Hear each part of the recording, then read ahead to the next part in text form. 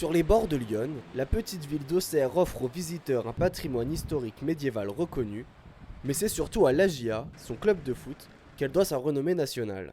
Au stade de la Baie des Champs, nous retrouvons Mathieu Delahousse, responsable passionné des Ultras Auxerre, un groupe de supporters créé en 1990. Je supporte le club depuis l'âge de 6-7 ans. Mon père m'a emmené à la Baie des Champs en tribune Leclerc où on est en ce moment. Mon père est supporter de la GIA, mon grand-père également, donc c'est vrai que c'est une affaire de famille et j'espère que ça continuera. Un amour pour cette équipe converti par la suite en engagement personnel au sein des Ultras dont la ferveur l'a toujours attiré. Quand j'avais 14-15 ans, je voyais les messieurs, on va dire, agiter les drapeaux derrière les buts, ça m'a plu, j'ai été les voir une ou deux fois et depuis je viens quasiment à tous les matchs. Je fais partie d'un des 4 ou 5 responsables.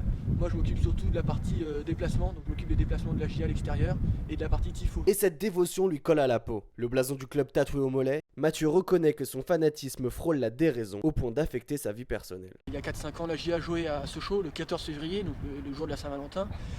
Et j'ai pris l'option d'aller voir la GIA plutôt que de passer la soirée de Saint-Valentin avec ma copine. Je pense qu'on avait du plat, donc soirée de merde, j'aurais dû rester à Auxerre, faire un bon resto et puis ça aurait été bien mieux pour tout le monde. En dehors de son rôle en tribune, Mathieu s'occupe de la gestion de la boutique des supporters. Il confectionne les tifos donc, mais dessine également les écharpes et les t-shirts du groupe. Son véritable trésor cependant, c'est cet énorme classeur surchargé. Ça c'est un album perso où je garde donc toutes les places de match de la GIA à l'extérieur uniquement. Donc voilà, la première c'était à Nancy en 98. Mes meilleurs souvenirs des matchs à l'extérieur, donc c'est la Ligue des Champions, donc on a été à Milan, à San Siro, où on était quasiment 1000 Auxerrois, un mardi soir. Il y a aussi au Real Madrid, à Santiago Bernabéu et à Amsterdam. Sur le terrain d'entraînement voisin, les U14 s'échauffent coachés par Daniel Duroir, en poste depuis 27 ans. Je connais très bien Mathieu, comme tous les entraîneurs qui viennent au match, on le voit animer ses troupes, parfois torse nu, pour mettre de l'ambiance, non, c'est très bien. Pour le match comptant pour la 30e journée de Ligue 2, la GIA se déplace à Beauvais afin d'affronter le Red Star, 3e du championnat. Une cinquantaine d'ultras seront du déplacement, réunis dans une petite partie des travées du stade Pierre-Bresson. Des gradins qui ne vont pas tarder à s'embraser. Qu'ils soient au tambour,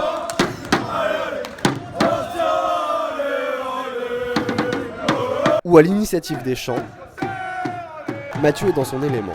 Il exulte à l'ouverture du score et ne peut se retenir d'aller au plus près des joueurs. Pour un lundi soir à Beauvais, étant donné que l'équipe c'est pas non plus la joie en ce moment, oui c'est pas mal. Un bon résultat se profile pour Auxerre, confirmé par le second but à la 55e minute.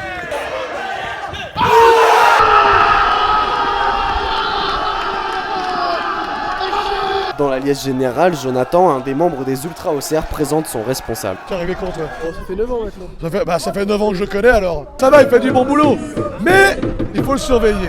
Quant à la place du club dans leur vie, la réponse est claire. Je vais pas dire notre raison de vivre parce qu'il y a des choses plus graves dans la vie, mais pas loin quand même. Au coup de sifflet final, il faut encore ranger le matériel. Ça remballe, ouais, ça y est, avec la victoire, le sourire.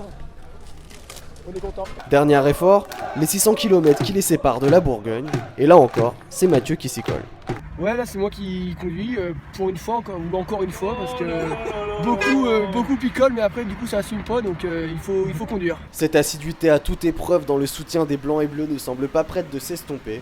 Pour service rendu, son AJA lui doit bien une récompense, et pourquoi pas un retour en Ligue 1.